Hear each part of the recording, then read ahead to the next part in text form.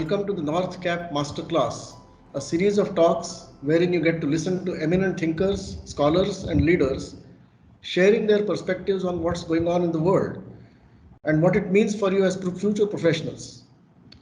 Over the past 25 years, the North Cap University has been a preferred destination for talented students and faculty. Our graduates are well accepted all over the world in leading companies and by top universities abroad. For a singular reason, at NCU, we are firmly invested into the future. A glance at all the specializations we offer in engineering, management, and law powerfully illustrates this. From cybersecurity to artificial intelligence to digital marketing to latest movements in jurisprudence, we cover it all. The same intent drives our recent collaboration with Arizona State University, the first of its kind in India in coverage, breadth, and depth, all designed to bring the latest education to you, the student. And today we have a guest who defines the new age entrepreneur, one who practically invented the Indian entrepreneurship in the digital economy. Let me introduce Mr. Sanjeev Bikhchandani. Padma Shri awardee Sanjeev Bikhchandani is the founder of the immensely successful Info Edge, which owns Naukri.com, Jeevansathi.com, 99acres.com, and Shiksha.com. A serial entrepreneur, he is a pioneer in the consumer internet space.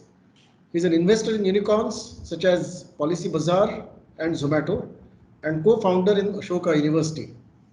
He completed his BA in economics from St. Stephen's College, Delhi, and MBA from IIM Ahmedabad.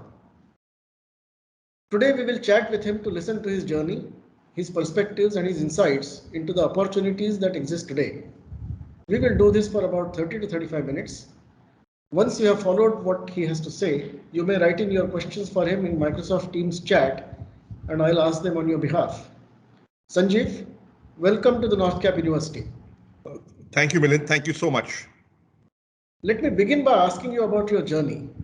After attending top schools such as St. Columba, St. Stephen's, and IIM Ahmedabad, and landing a high-paying corporate job, you plunged in the rough world of startups in early 90s when internet or mobile telephony did not exist. Tell us about those early days and what motivated you to take this path. Well, Milind, it's a long story. But ever since I was 12 or 13 years old, I stumbled upon what was then a fuzzy goal, a fuzzy dream. When I was 10 years old, I saw a Rajesh Khanna film in a cinema hall. I wanted to be Rajesh Khanna. When I was 11 years old, I saw Sunil Gavaskar scoring runs on TV, not live, but on TV, right? On a black and white TV, right? And I said, I want to be Sunil Gavaskar. And when I was 12 years old, I kind of realized that, look, these are all probably unrealistic dreams, unattainable, to be a film star or a play cricket for India. And then I stumbled upon a goal of saying, maybe at some point in time, I should sometimes, in those days, the word entrepreneur, I did not know. It was not even fashionable. I said I should start my own business or company, right? And that sort of, that dream stayed with me. It was not a 1-year dream or a 6-month dream or a 2-month dream, right? It kept coming back. So by the time I was in class 11 or 12, I was more or less decided that, look, at some point in time, I would be an entrepreneur. I would like to be an entrepreneur. I may or may not become one, but certainly it's a dream, right? When I after working 5 years in large multinationals in the corporate sector, I kind of realized that, look, this life is not for me. And this old dream kept coming back. This old goal kept coming back. And then I decided to quit. Of course, I'm from a middle-class family. My father was a doctor in the government and my mother was a homemaker. And we were both from refugee families who came over at partition. So it was not as if there was any family cushion or wealth or inheritance or anything to rely upon. Right? So therefore, I was actually hooked onto my monthly salary check. And it took me a lot of, thinking, a lot of stress, I would say, to figure out that, look, I should actually quit. This urge inside me to be an entrepreneur is stronger than my clinging to my financial security of my monthly salary check, right? And look, I was well qualified, right? And I reasoned that, if I really have to starve, maybe I can get another job, right? Because with my IIM Ahmedabad qualification, I should be able to get a job. In that sense, there was a safety net. Of course, when I went into entrepreneurship, I had more or less made up my mind that there's no coming back. because you succeed only when you burn your bridges, burn your boats, and say there's no retreat. You've taken this path, you've got to stay with it. And that's what happened in the first few years. What were the difficulties? Tell us about a few life-changing moments that you must have experienced. Look, I think the first difficulty when you quit your job, when I quit my job, was that I had no money. There was no capital, I had no savings. What you call a high-paying corporate job was paying me 5,500 rupees a month, right? Which after 5 years of working in Ahmedabad qualification was not a bad salary for those days, but it wasn't a salary where you could save a lot of money, right? You would get by and you could have a reasonable lifestyle. You could go out to restaurants and eat. You could go on a small vacation here or there, not overseas, but at least in India.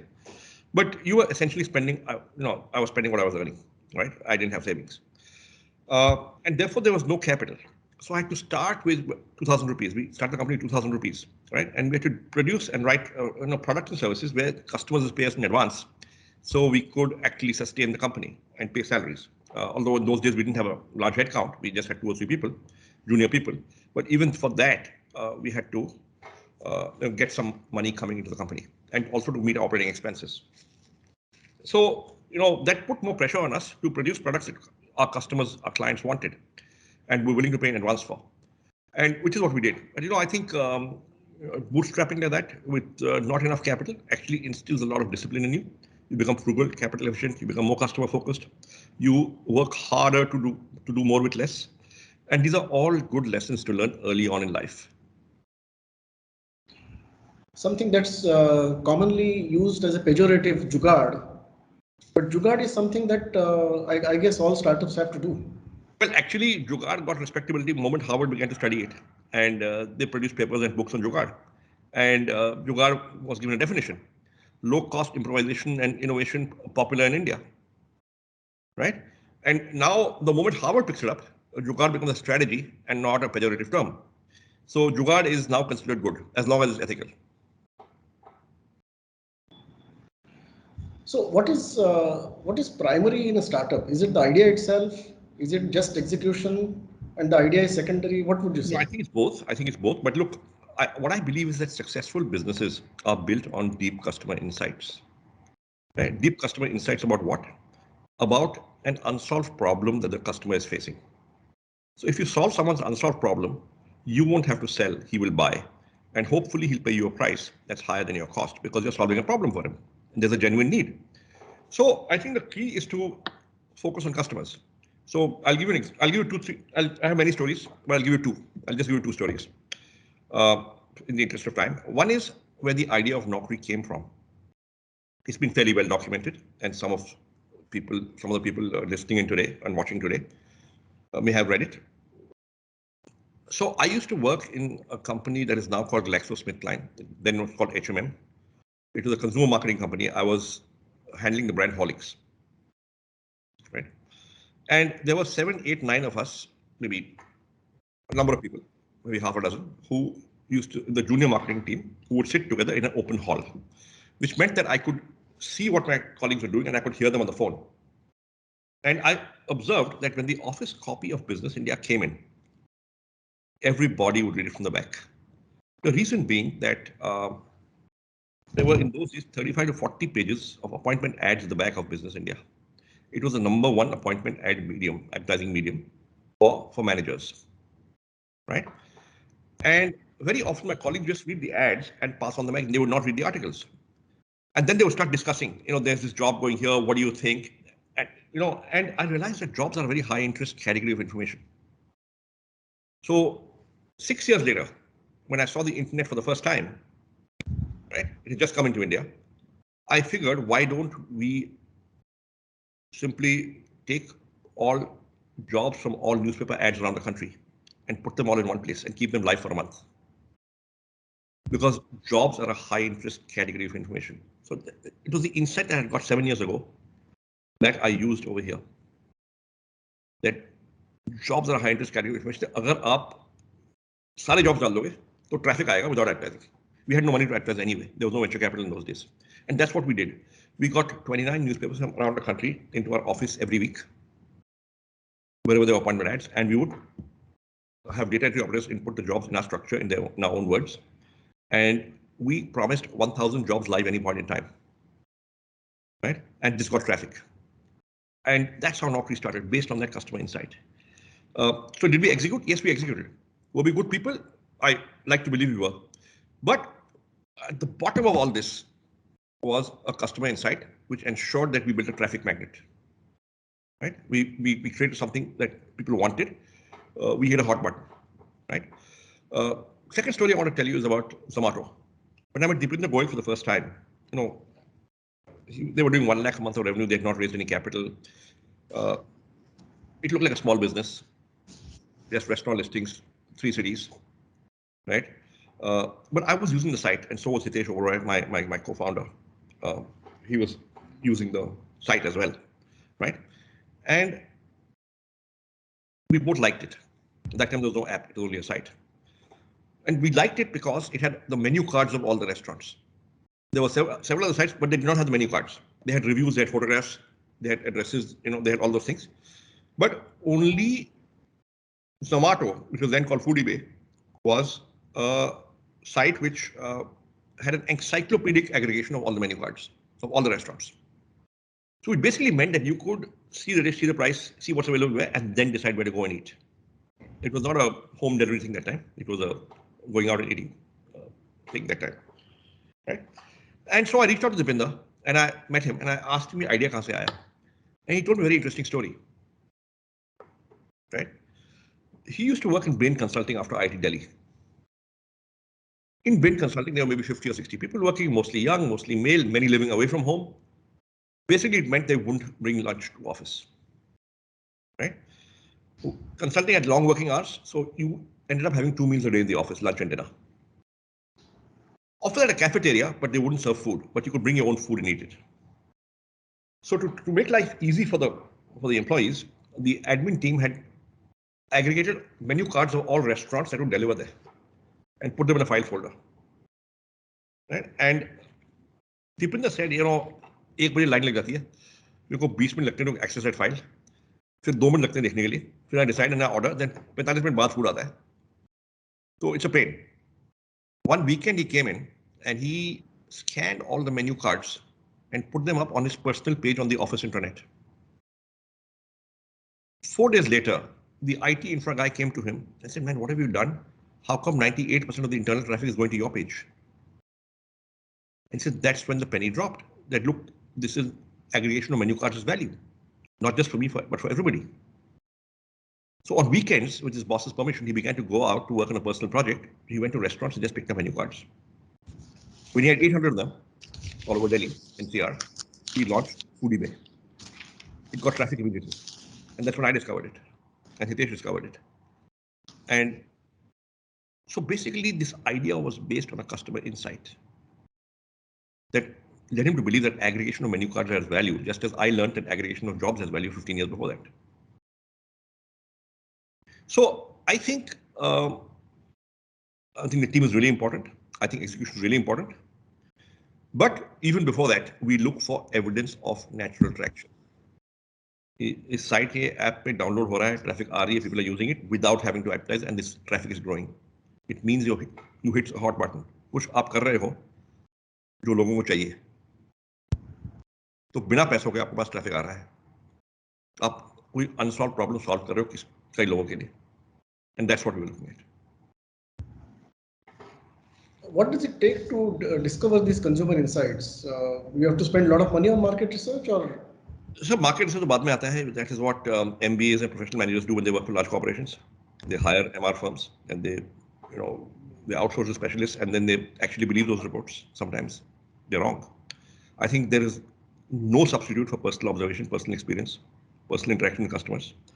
You can supplement that with market research formally, because you may have only observed 5 or 10 or 15 customers, but you want now observe 300 or 500.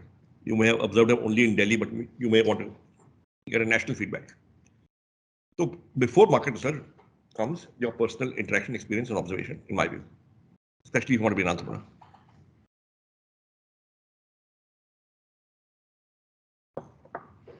So this is a question I get asked a lot by MBAs specializing in marketing, and they seem to be looking for marketing jobs and not sales jobs, and that flies in the face of what you just said. That if you're not into sales, if you're not into uh, first-person consumer interaction, how will you get those insights?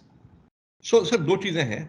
When I was working in the Horlicks company, you know, uh, I was in marketing, and I had 3 years of advertising experience for that. I did not have sales experience. I did feel handicapped. But the point is that the sales function in a FMCG company typically gives you experience with the trade and the retailers and not the end consumer. You need both, right? You need to be in sales to understand how your organization works, how the system works, how your distributors, retailers, what they think, what feedback they give. But that is not consumer experience. That is trade experience. Very important. You must have it. But do not for a moment believe that's consumer experience. You also have to be directly in touch with the consumer. दोनों करने पड़ेंगे. And the sales job does not, an FMCG sales job through traditional offline distribution channels does not give you experience of the consumer. It gives you experience of trade. वो आपको फर्क समझना पड़ेगा, हमको फर्क समझना पड़ेगा, and understand that better. And say we have to have both. But yes, a sales job is important. It puts you in touch with the harsh reality. And don't forget the retailer is in touch with the customer. So what he tells you is important feedback. So there is no substitute to walking the dusty streets. There isn't. I mean, look, you can have a good career without doing that in a large corporation. You'll be able to hide. Right? But will you do great stuff? I don't know.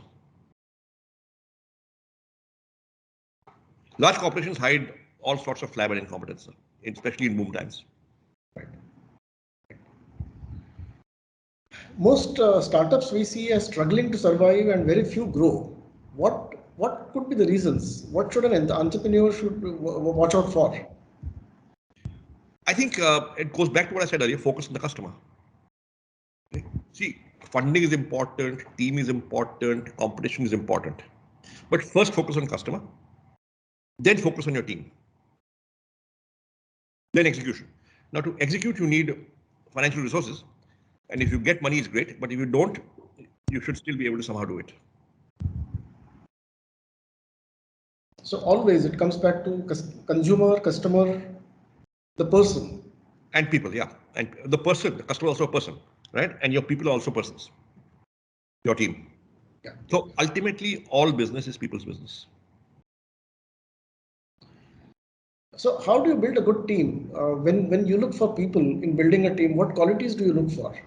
Dekhiye, when you're starting out and you don't have money, right? You are recruiting from people whom you know, who know you, and who believe in you. And possibly some people who are willing to work those low salaries because you can't afford to pay more, because they may or may not really have a choice. So those typically are not your high quality, highly qualified pedigree people, right? Uh, but at the entry level, data entry operators and stuff, you will get people at a low salary, right?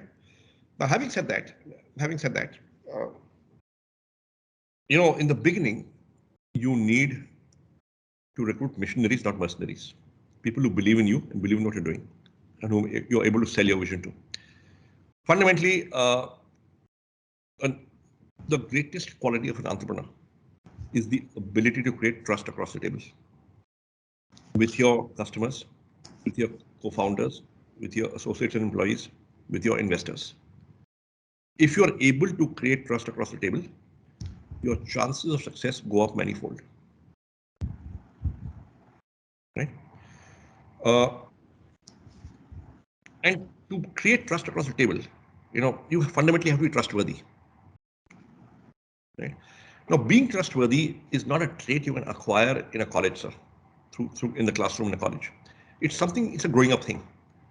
What are your values at home? What did you grow up seeing, observing? Do you tell the truth? Can people trust you? Do you honor your commitments? Are you genuinely sincere? Do you think of the other person's interests and goals as well, or not just yours? How selfish or selfless are you?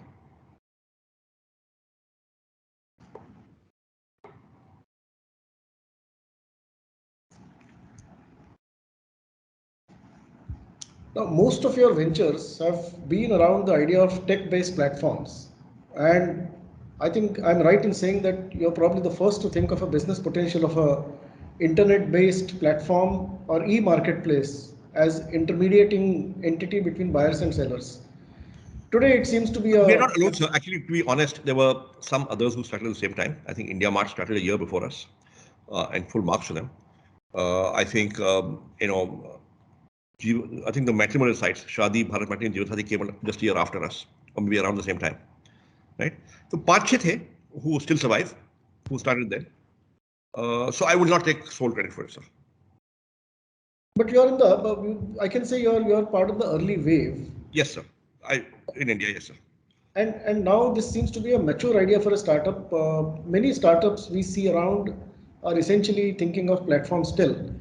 What do you think as a future of e-marketplaces as a startup idea? Has it become more complex? Has it? Sir, it's about the greatest secret of most successful market leaders in the long run is first mover or early mover.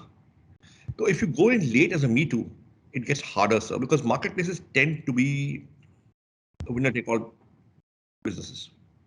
So अगर कोई established incumbent already है, you can blow a lot of money and not make headway unless you're doing it differently and disrupting and have a value prop which is not replicable by somebody else easily in a hurry. So I would say look for underserved markets, underserved spaces. So marketplaces are still viable. We are still investing in them, right? But कुछ नया सोचो. So नई सोच बहुत important है sir. Me too मत बनो. Me too बनोगे तो fail होगे. And to look for underserved needs, again, you have to basically constantly get connected to the consumers and exactly, sir. Exactly. Coming to the field of education, the ed techs are actually a massive disruptors. If you look at Byju's and Akash and the whatever you get on the YouTube, etc., how should the traditional chuck and chalk and board approach adapt to this phenomenon? Sir, I'm a founder of Ashoka University, right? So we had invested in Merit Nation, right? We are looking at tech very closely.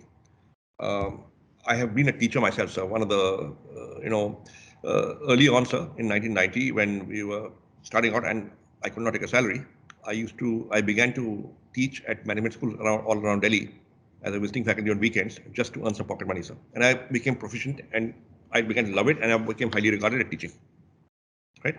So I understand a little bit about teaching. So I think EdTech is great. Having said that, look, chalk and talk will also survive. जब Covid खत्म होगा, see, sir, going to college is not just a business of learning, in the classroom. It's a whole growing up and social experience. It's an immersive experience. It's I will make friends experience. I'll go out and do stuff experience, right?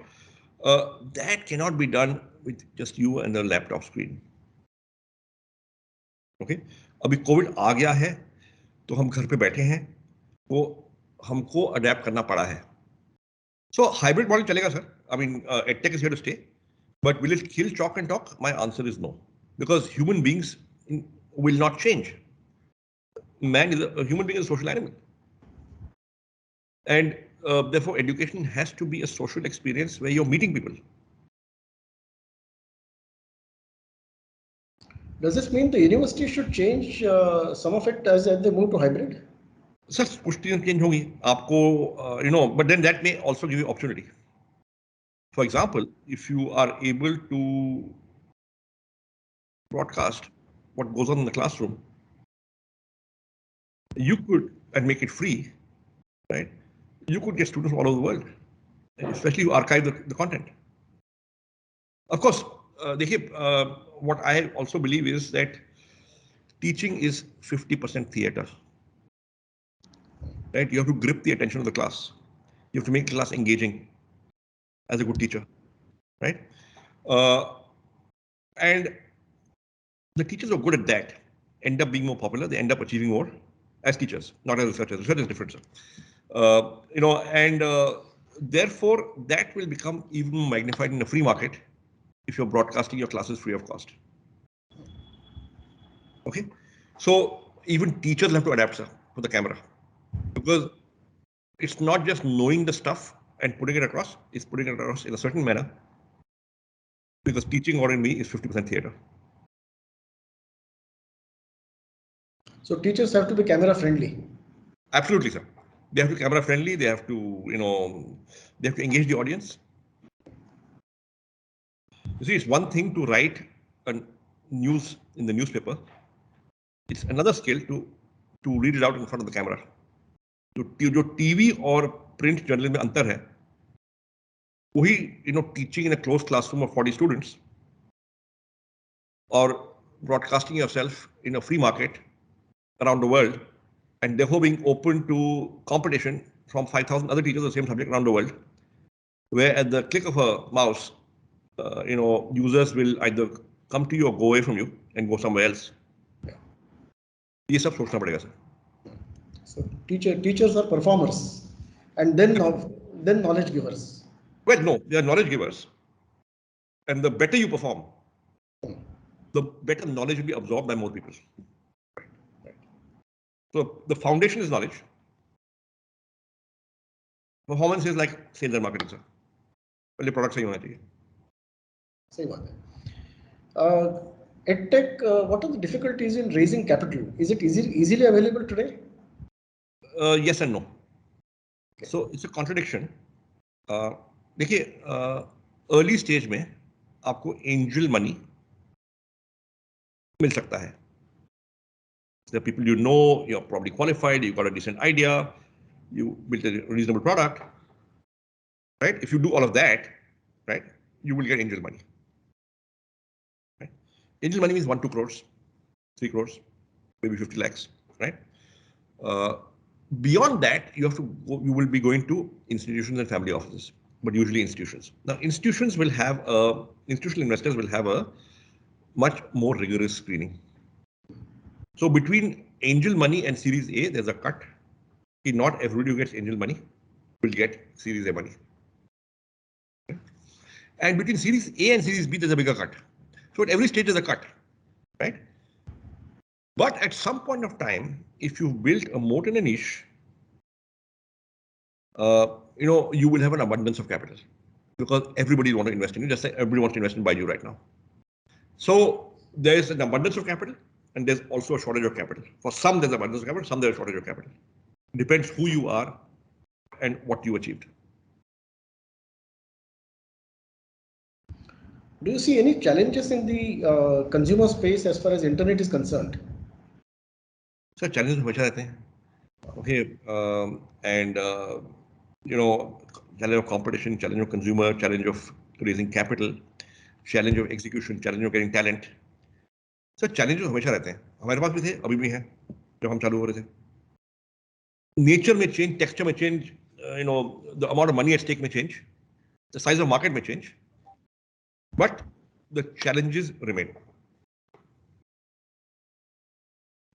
Anything we should be alert about particular challenges as we think of entrepreneurship? I think the regulation around tech and data is evolving all over the world, including in India. I think keep an eye open for that. Although as a small startup, it probably will not impact you. But कल को अगर crypto ban हो गया, then you're doing a crypto startup, maybe you should think twice. What you do with your data privacy, some laws may come in around that. Yeah, so those are issues to consider. But those are environmental issues. You got to focus on you, yourself, your idea, your customer first.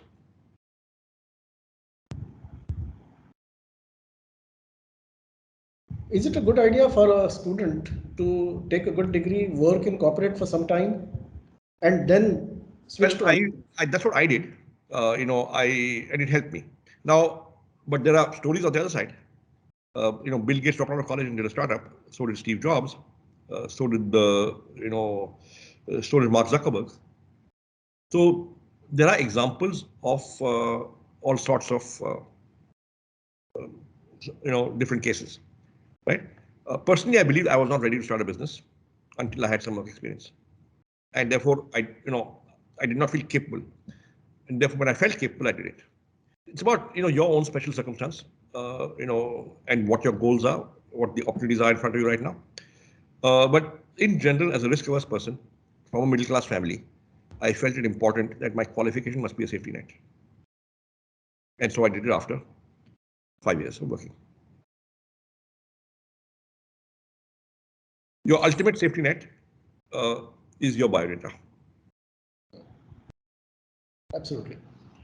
Now, you and I grew up in the pre-internet economy.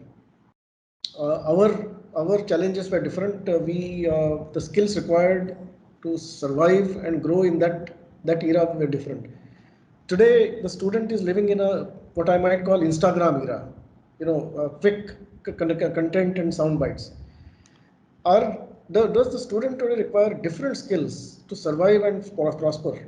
So I think the key is to let technology be a good tool and servant, and not let it be your master. So you must use Instagram, but not be addicted by it that you lose focus of what's really important. That's a hard one. It's easy to say, but harder to do. Right? But if you can master that, then I think it's really good.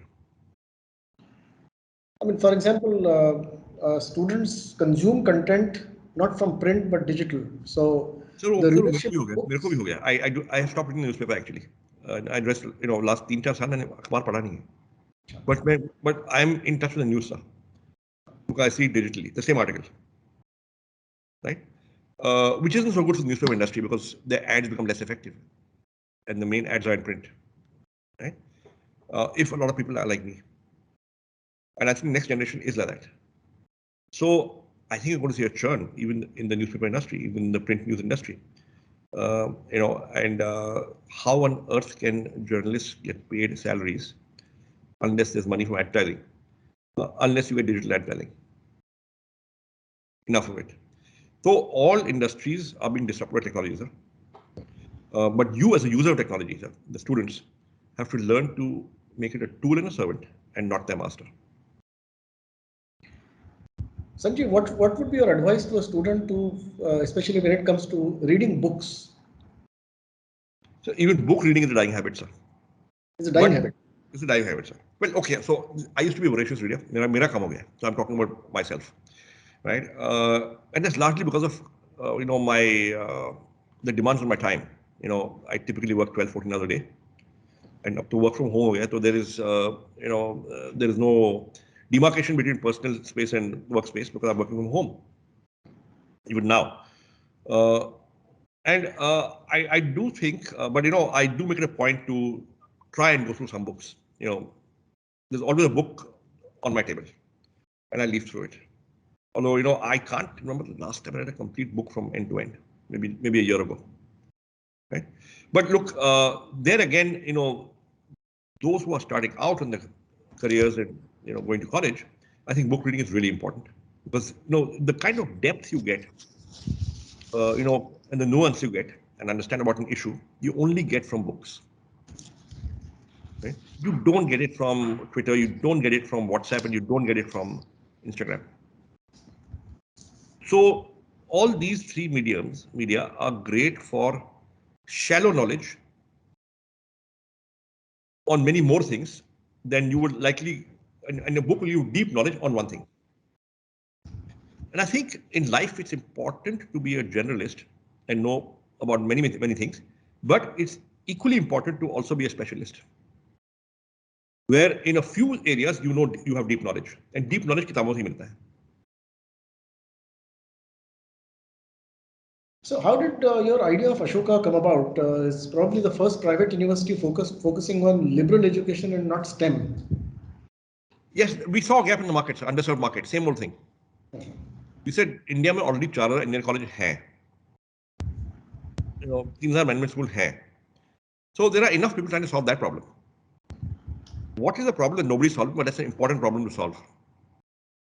And we felt liberal arts and humanities में gap है, so we should try and solve it. And has it been a very satisfying journey for you? So in any enterprise, there are ups and downs, and there's stop start, and you move sideways for a while, then you move forward. But overall, I'd say in the last 7 years that Ashoka enrolled its first undergrad batch, and maybe 10 years since it enrolled its first postgrad batch, I think the outcomes have been very, very good for us. And I think it's built a reputation. It's become a center for knowledge, both creation and dissemination, which is fairly widely acknowledged all over the world and in India. So you're probably busy 25 hours a day. How do you find the me time for yourself? What's the space for family? Sir, मैं आपको ये बात बताऊं, as an entrepreneur, who started out, young people who are starting out, it's very easy to say work-life balance is important, but the truth is you will not succeed in your company unless you're obsessed by it, because you will not try hard enough otherwise, right? So in the first few years at least, this is time to commit, and your family hopefully will understand, because this is the foundation of your career. But I was like this even when I was working in the first 5 years. I would, in Lintas, my first job, I would work all weekends. I would work early morning, late night.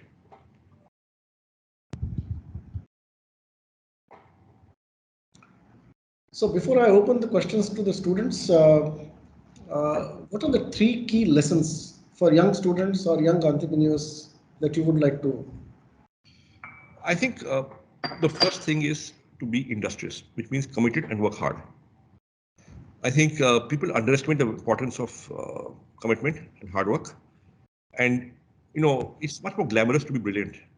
But the truth is, brilliance does not come without perseverance and hard work. I mean, if Sachin Tendulkar had not done 10,000 hours in the nets, he would not have been Sachin Tendulkar. So behind the genius, or the apparent genius, is a foundation of hard work, right? And in the years that you're working hard and not getting recognition, that's when you got to really commit yourself to and love what you do. That I'm going to do this even though I'm not getting recognition for it, right? And that is something that's important. Right? There is perseverance. No great endeavor was done in anything less than 10 years. No great company was built. Right? So these 2 things I'd say: commitment and perseverance.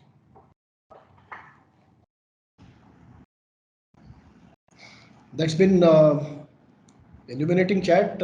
We are at the 37-minute mark, so I would open it to the students as I promised.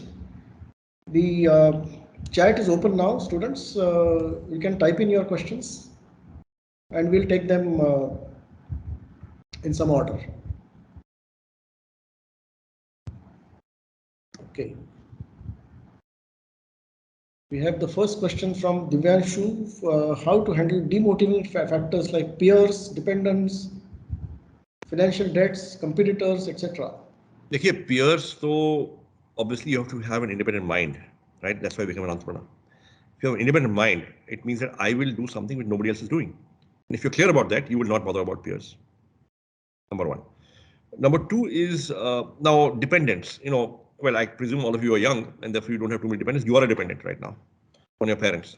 So actually, when you are a dependent, and you don't have dependents, that's the best time to start your company. So, and the third is financial factors. Now, debts. Look, are you really at a stage in life where you have a lot of debts? I'm not so sure. But if you are, I would say pay off your debts first. It's a bad idea to have a fixed monthly outgo, right? While your company is not earning revenue.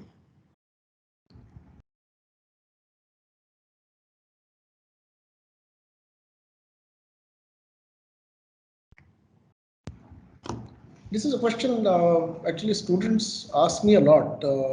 They come to me and say, sir, I like this idea very much. So that's what I'm going to be doing my startup upon.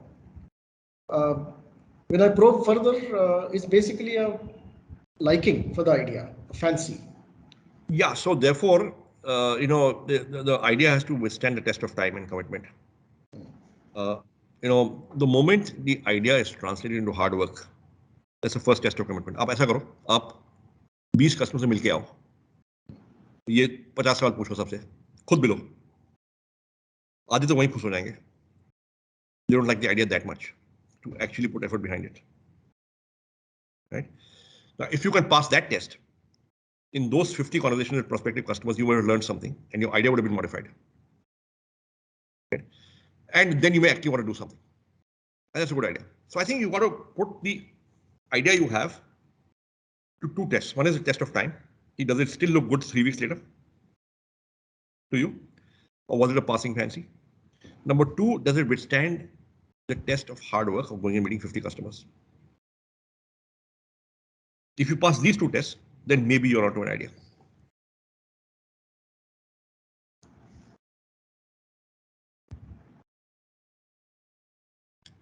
Okay, some more questions coming in. How much knowledge of finance and marketing is necessary while starting a venture? What I like to tell people is in your first job, right, you should be either making something or selling something. Now you're an engineer, hopefully you know how to make something. Right? Now, if you're starting a business making something around what you can make, I'm sure you can get co-founders who know sales and marketing. But you should also go and talk to customers, even if you're an engineer. I mean, it's just about talking to people, right? Because your customer will tell you what he or she wants and how to modify that product. And that's really important. One law student has a question. With the knowledge that you have now, what would you have done differently when you were just starting out? I would have probably gotten co-founders who were different. I would probably raise capital earlier. I would have, perhaps focused even more on execution. I mean, but look, hindsight is 2020. I'm not complaining.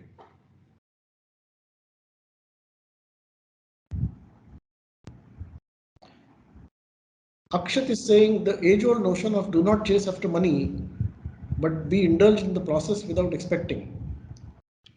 What are your thoughts on this? See, the reason to become an entrepreneur cannot be money.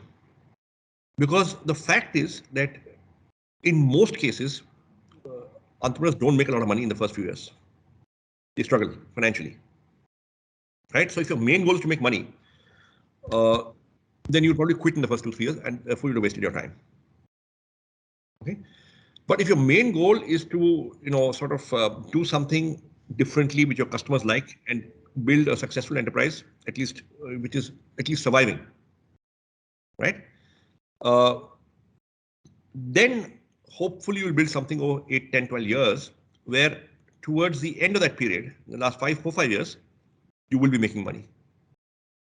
So money is the happy incidental outcome of doing something you love and are obsessed with and cannot be the main object of becoming an entrepreneur. Niharika is asking a question about books. So I need to take a call. May I just go silent for 1 minute? Oh, yes, sure.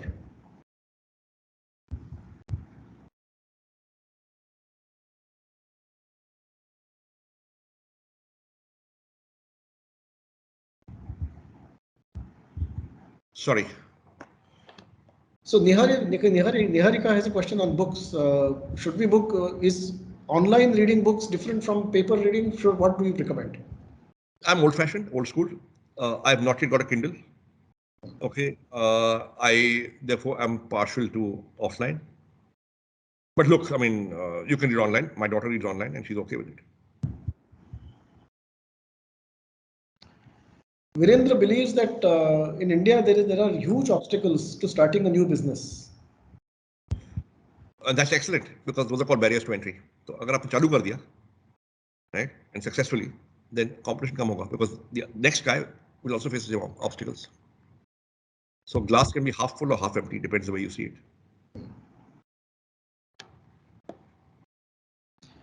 Samaksh wants to know any startup idea you are looking into right now?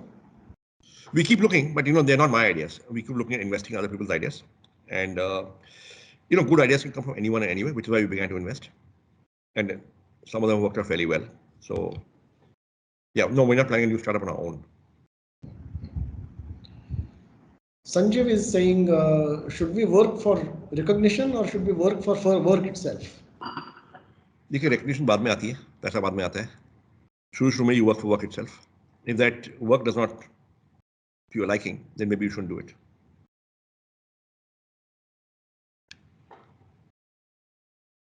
As an entrepreneur, of course, if you're as an employee in an organization, you've got to do the work that you got to do. But that's your job.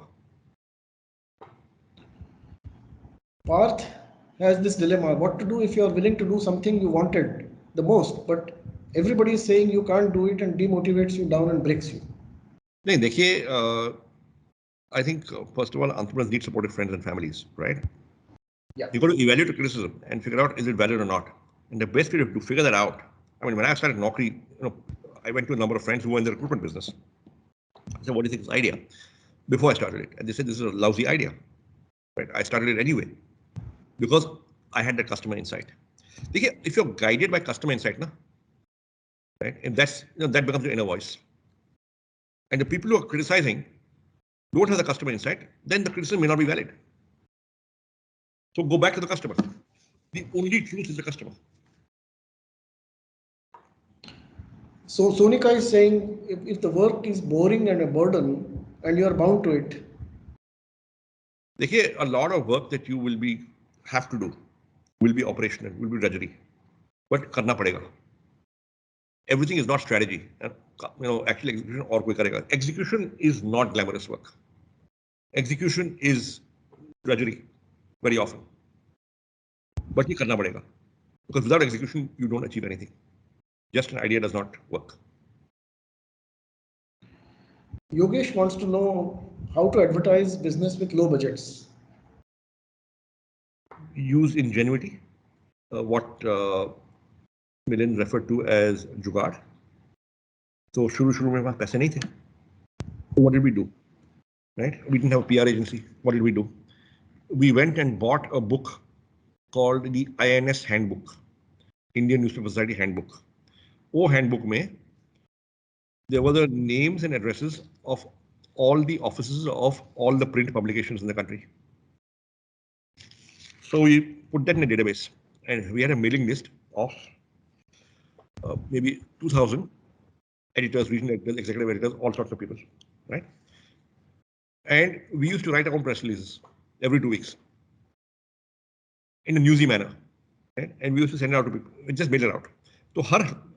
So हर महीने हम 5-7 हज़ार रुपए खरीद देते थे on mailing out these things. Now आपने 2,000 को भेजे, 5-6-10 लोग would print it out of maybe 2,000. So without a PR agency, we had, within the first 2 years, we had 2 files of press clippings this fat, right, of our early press articles. And that really helped build our brand at next to no cost. We, at the next stage, did something else. We figured that in every city, there is one newspaper that gets almost all the appointment ads. We went to the number 2 newspaper in the city and said, give us so much ad space free of cost. And जो आपको appointment ad आएंगे, we'll put it free of cost on our website. Right? And therefore, your appointment ads will get a response, which today they won't get because people don't see your appointment ad. आपके पास आते नहीं है वो appointment ads. And we did barter deals. And there was a point in time when we had 30 or 40 newspapers around the country, different editions, where we would do such barter deals. So at no cost, we got ad space, and in return, we carried their ads on our website and got a response for their ads. And some of them were able to build a good appointment ad section as a consequence. I know you had a hard stop at 10:50 for another call that you told me about. So this is probably the last question I'll take from students. Aman wants to know, how has your life changed after success?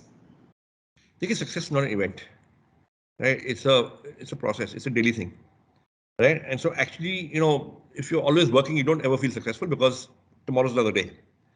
So look, my life has changed. Obviously, it has changed because I'm financially more comfortable, right? But having said that, the work ethic has not changed. The way you deal with people has not changed. I think those core values stay with you, and it's important that they stay with you because they ensure continued success of the organization. So I guess that summarizes the person for you students. The core should not change. The core stays constant, and success and failure are byproducts of what you must do. There's a poem called "If" by Rudyard Kipling. Very famous poem. And I've got a poster of that framed and kept in my cabin. It'll be useful for your students to just read that poem and reflect on it. Absolutely. I haven't read it myself, so I will also read it. If by Rudyard Kipling. If by Kipling, yeah. So it's been a fascinating morning with you, Sanjeev. And when the university opens, we hope to receive you in person and be our guest Thank you to so much. speak to our students. Thank you so very much on behalf of my students and on behalf of the university. Thank you so much. Bye-bye.